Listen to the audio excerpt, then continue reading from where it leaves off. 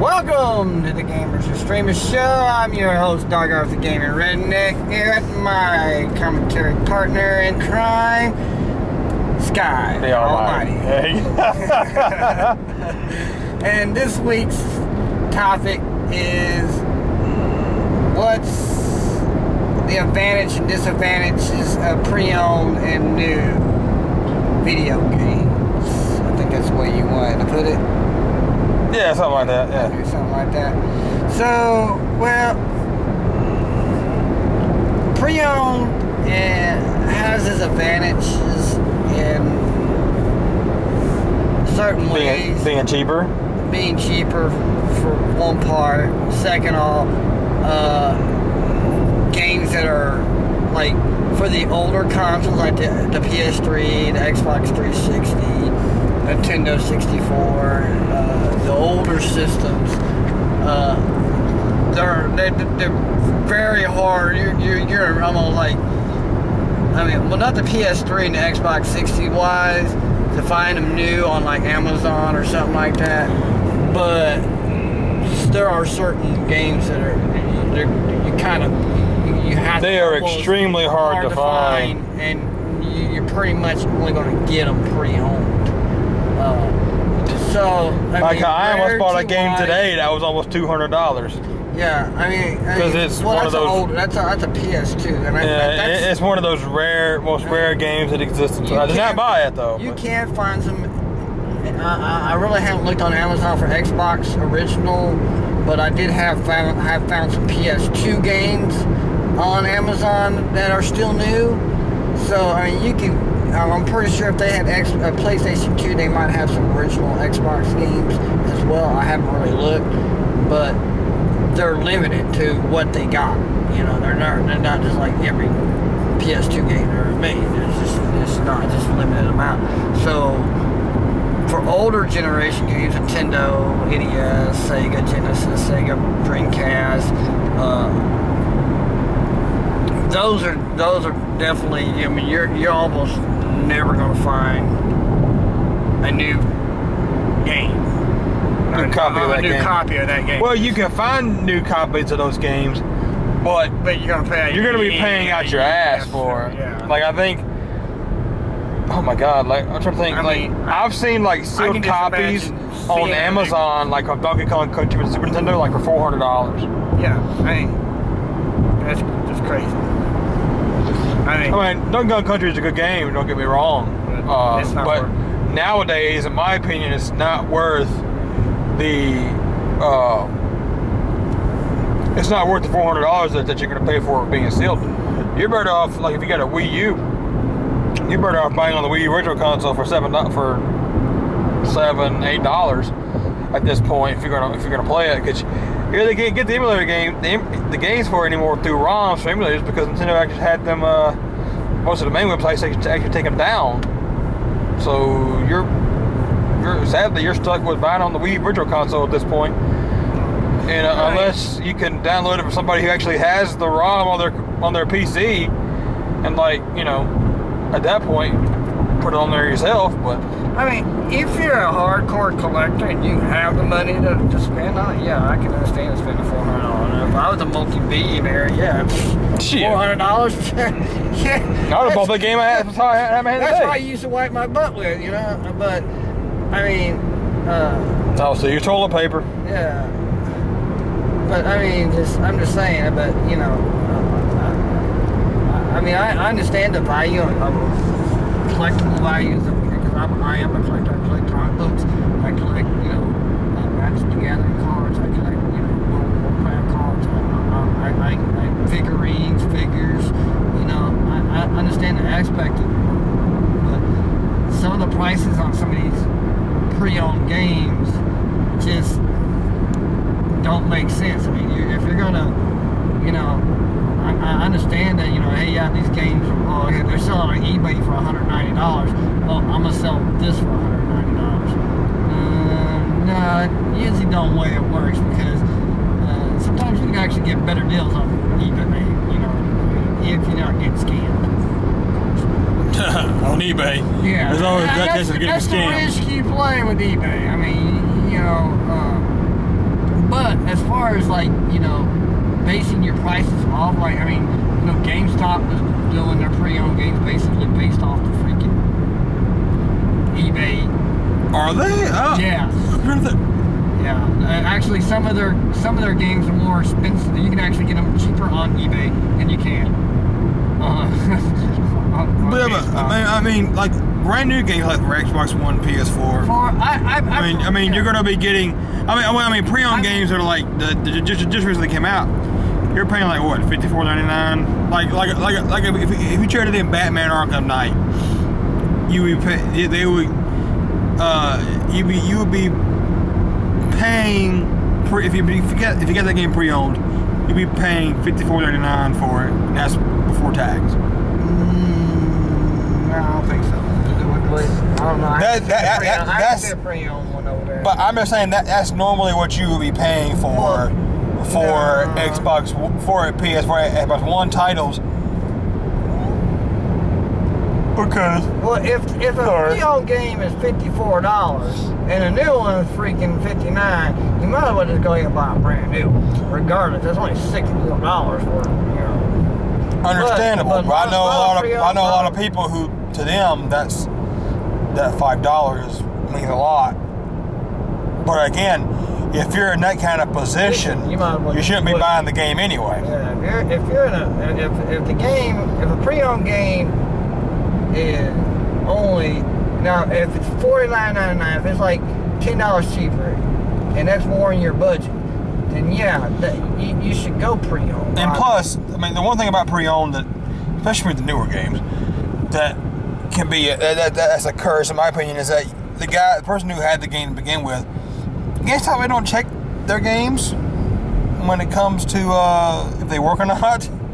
They just turn on the back and just look at it. So yeah, let's make sure it's not scratched. Yeah, make sure it's not scratched up before you buy it. Like, look at the disc before you buy it. And number two, they might have already used the DLC codes that come with the game.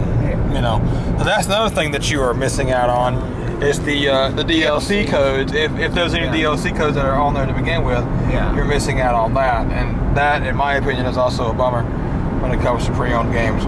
Yeah, that's definitely a disadvantage on it. It's like sometimes you get lucky and actually the damn code's not been used. Oh yeah, but you know, But again, I'd rather pay the extra $5 and get the brand new copy myself. You know, and say, there you go, I got. I mean, if you're financially good, yeah. I mean, but if you're like a college student or something like that, and you only got you don't have the finance to buy a brand new game, but you can buy a game that's cheaper. Instead of paying $60, you're paying $50, and you can afford that in your budget. Then yeah, I mean, it's within your budget to afford that game. I'm more of, at that point, just go all out with it. Well, I mean, like I said, yeah, because you're more financially stable. And same way with me. Yeah, I'm financially stable. You're financially stable. But there are other people out there in the world that are not. But again, and you got to understand their aspect. Yeah, I understand. I understand that because I've been there before. If you didn't have the money to buy it, you wouldn't. And you find it cheaper, you're going to buy it cheaper. Don't tell me you're not. Because I've done that. Yeah. How many games in my PS4 collection did I have as pre-owned? There's quite a number. Quite a few. Yeah, but most of them too. If you don't want to buy games pre-owned, because in my opinion, if you're hurting yourself if you're buying games pre-owned, because number one, you don't know what the condition of the game is. Yeah. And so, I was looking at that guy. He's riding a bicycle that said he was riding across the country. Donations are accepted. What? So the thing is this. It's like, look for deals. Like if you were that paranoid about, I'm looking for the word. If you were that paranoid for buying pre-owned games, look for deals. Like, you don't have to buy a game day one. I mean, you know, you never have to buy a game day one. A lot of people say never buy a game day one because, you know, most of the time the games that require patches to fix. Especially if it's Batman Arkham Knight for PC board. Well, most of them that bought it got the money back. Some people, some people who are hard-headed decided to keep it anyway and play it. I don't know why, but they did. But I always look for deals because most of my games, most of my games that I bought,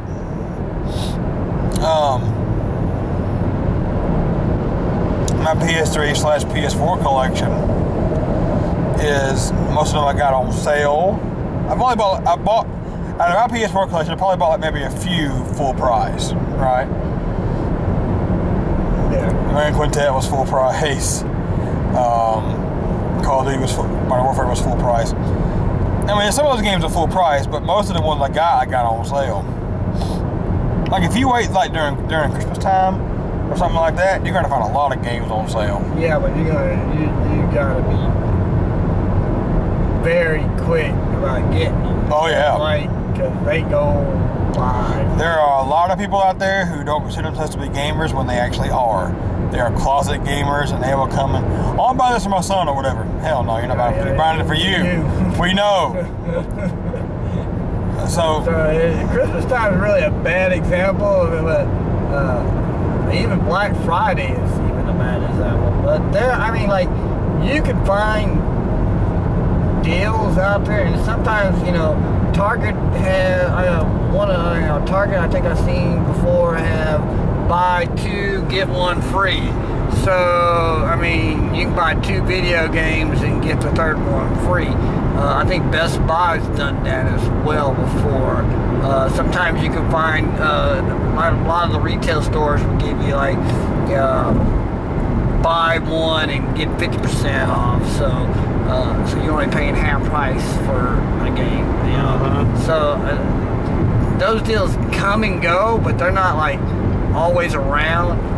So you know, you got to really keep an eye on those kind of deals. So like if you know, hey, I got a lot of money to spend, I saved up my money, and and all of a sudden, hey, Best Buy's got a deal: buy 2 games, get a video free, get 1 free.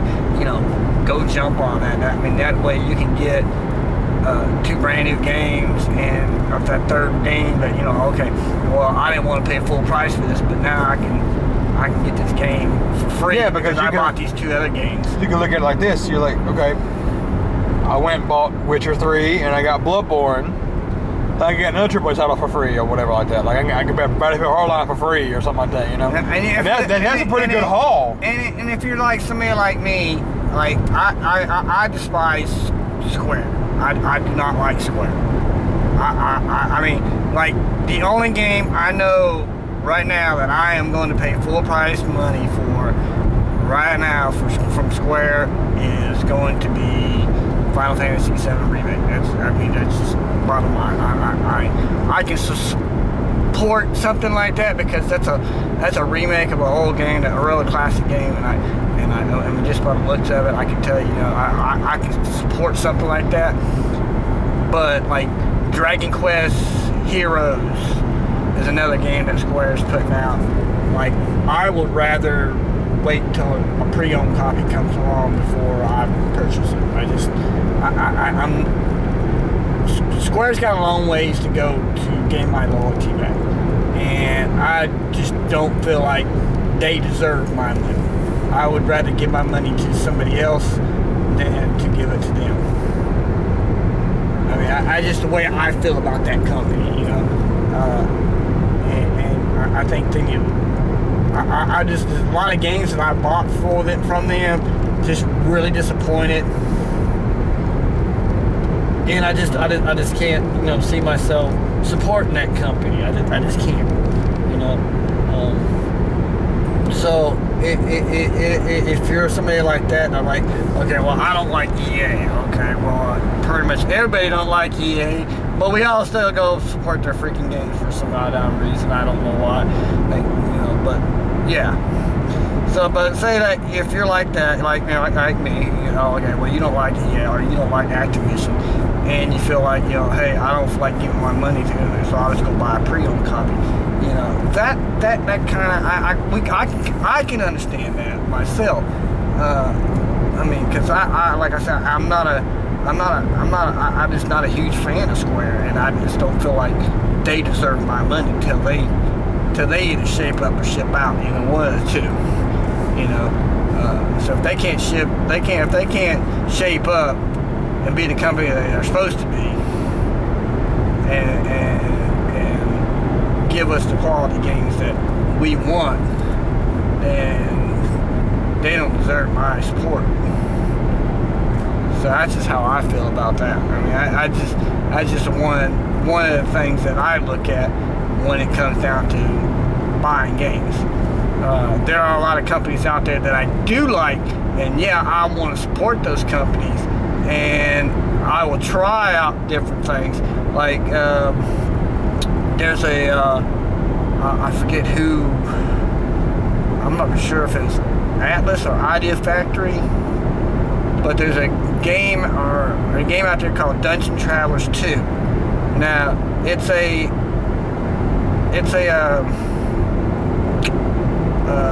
well, God, it's like I can't think of the damn game right now of it. It's not a strategy RPG, but it's more of a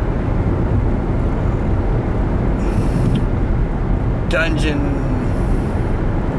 I can't think of what it's called again. Maybe you can help me out a little bit. I can't think of. I'm tongue tied right now, so I can't think of the. But anyways, it's dungeon crawler. That's what I want. That's what I was trying to say. It's a dungeon crawler, and I'm not a really huge fan of dungeon crawlers, and there are a few out there that I kind of do like, but I'm not a real big on them, and so I will give it a shot, because I mean, like, I've seen some of the videos and stuff, and then it's coming from a company that I can trust, and they give me quality games. So I will at least, I want to give it a shot and see if I like it, and I may not like it, and I may play it, 2 or 3 hours of it, and then may just, I'm not into this game. Now, am I disappointed that because it's a dungeon crawler and it's something I'm not used to playing? No, I'm not disappointed in it, because that's just not what I get into. I prefer the third party, but sometimes I like to experiment, I should say, and try different things, and try different, I like Tokyo Ghost Hunter. I think that's what it's called, Tokyo Ghost Hunter. I think that's what that one game called. Yeah, I didn't like it that much, but I know that you liked it. I liked it. It's a strategy RPG. It's a strategy RPG, but it gave it a little different. I think it's a little bit. To me, it was a little bit more easier strategy RPG game than most that I played. I really liked it. I still kind of playing it. I mean, I'm not like gung-ho into it, but I play a little bit here, a little bit there. Like do one little mission here, and then come back a couple weeks later and do a couple of other missions or something like that. I mean, but I liked it, and I thought it was unique how they did it. So when it comes to supporting a certain company or certain manufacturer or something like that, producer like Atlas, NIS, Idea Factory, Compel Heart, XC, Oski Games. Those are kind of companies that I like. So, if they come out with a game, and then like, if it's a strategy RPG, I really will kind of stray away from that, even though they're producing it. I'm not really a strategy RPG guy, but I mean, if you are, I mean, these companies haven't really let me down. I mean, take for example, Idea Factory released a game not too long ago, Hyperdimensia, Neptunia, Rebirth 3 V, right? They had, day one, had, what, 12 DLC? 11 of them was free. Only one you had to pay 99 cents for. And then, of course, you had 3 different themes that you could buy, but those were just not part of early in the game, but just to put a theme on your PS Vita or your PS TV. But I mean, that's 12 DLCs. I mean, that were free. I mean, who does that? Not many people out there are going to give you 11 DLCs for free. Just not going to do it. But that's how Ideal Factory is. I think what it was is they wanted to add these to the game, but they could not do it at the time. Maybe it wasn't ready yet, or it was part of the game originally, and it just wasn't finished yet. So that's what I'm thinking is, but by the time the game came out, these DLCs were ready. So they said, hey, we're not going to charge these guys because it was actually part of the game in the first place. And so they just gave it to us for free. And that's what kind of company that I like. I mean, I can get behind a company like that. So, I mean, to buy a new game from them, to help them turn a profit, to, support them by buying a new game and not buying a pre-owned, I'm definitely behind supporting a company that is going to treat me, the consumer, the way I should be treated. Like, I know when you go to Walmart and you gotta ask for somebody to help, and it's like talking to a brick wall. That's how like talking to EA is. That's you're talking to a damn brick wall. But when the company supports you, and and they could charge us for all those DLCs. Could charge us, $1 each. Yeah, they could have. But they didn't, So, is it a bad thing? Is it a good thing? No, I think that's actually a good thing. Because, you can tell that it was probably part of the game that just wasn't ready for release. So instead of charging us, they just gave it to us for free. So I think, buying new video games, brand new, in the seal, is a good thing. But also, if you, like I say, I like to make a statement. I'm making a statement towards Square. I don't like their practice. I don't like how the company as a whole is doing for gamers. I think they have lost their touch. They need to refocus on being about the gamer and not being about, about themselves. Bottom line. Yeah,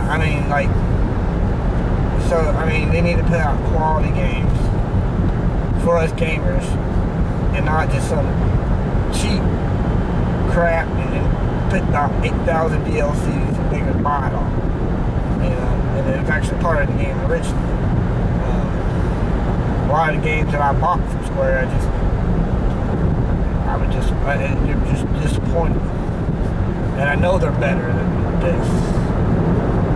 And they should know that. They should know how to put a quality game out and still tell a good story.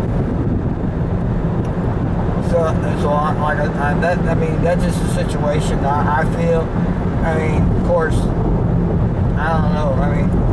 Anything else you want to? Dude, this pretty much like a random rambling episode. Apparently, you weren't everywhere around the board. I don't know. You pretty much said a lot of stuff. I think we can just leave it at there. I think you took over this episode. I took over the one. You took over one. So my battery about to die. So Sorry. I think we can leave it there. Do you have anything else that you want to add, though? No, I think that's it. So we can end that right here. So I just want to say one last thing. If you want to be a gamer, play the game. Don't hate the player, hate the game. Is that right? Don't hate the player, hate the game. That's right. So game on? Game on. All right, man.